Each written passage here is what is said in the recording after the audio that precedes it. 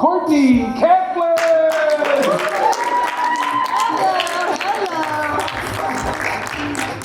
So I need to bring this up here so I can read it, but I first need to know how many of you are active on like Facebook Messenger? How many? Show of hands. Okay, yeah. So we're not counting all of those randos that send you, hey, my wife, I work at a, oil field pipeline and my wife died and I need money. Not those, not counting those. I'm going to read you one that I received on August 4th of 2020. It says, "Hi Courtney, my name is Mallory and I'm the daughter-in-law of my son Michael's double lung recipient. We actually just received your letter today. All these months later, we were able to find you from the information in your letter and confirmed with the video on your Facebook.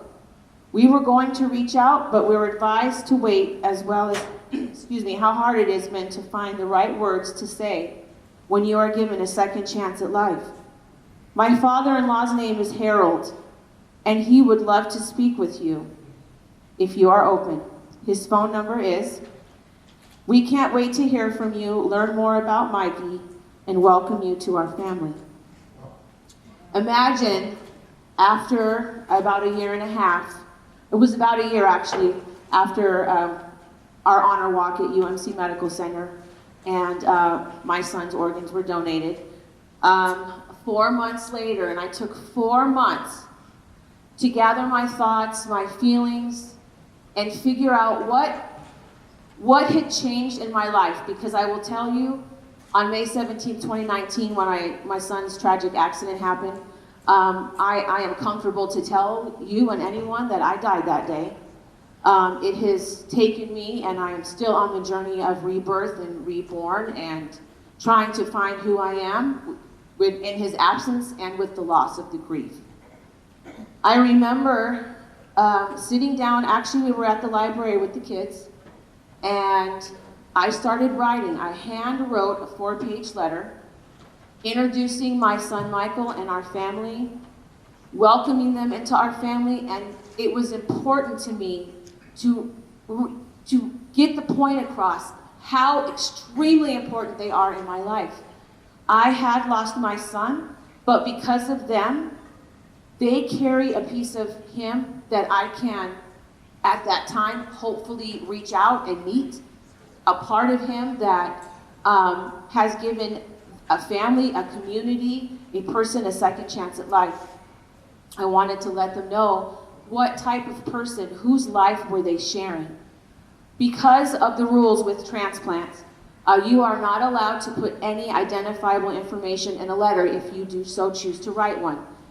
You can use first names, no last names, no pictures, no phone numbers, out of respect for the families, because not each family is willing and able to emotionally connect with that person. You know, for every donor family, there is a loss and there is a gain. So it is with respect that each family gets to choose whether they would like to participate or not. So I went ahead and wrote my letter, gave it to our transplant center, our Nevada Donor Network here. By the way, we do not have a transplant center here in Las Vegas, Nevada, which is part of my advocacy, and that is for another day. But we went ahead and wrote the letter, gave it to our Nevada Donor Network, and they distribute that letter to the different transplant centers of whoever received the recipients. So in my situation, Harold is from Texas. So Michael's lungs went to Texas. It took, again, I wrote that letter 4 months after Michael's passing, which was in May, and I received this text in August 4th of 2020. After speaking with Harold, and I will tell you, I had to center myself because this was one of those, am I ready for this? I wanted this, but am I ready for this? Because here it is.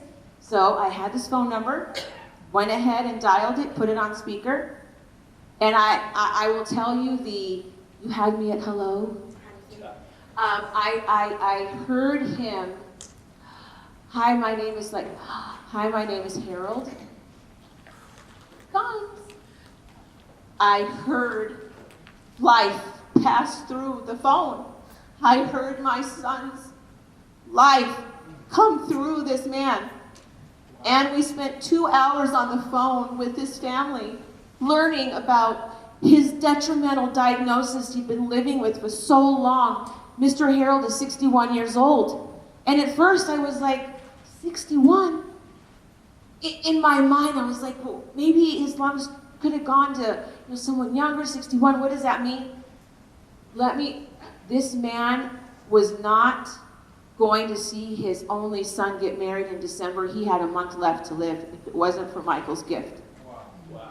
So after speaking with this family, Michael's father and I decided to travel to Texas and spend Michael's 20th birthday with his family. Wow. They had a beautiful birthday celebration for us. I met his family.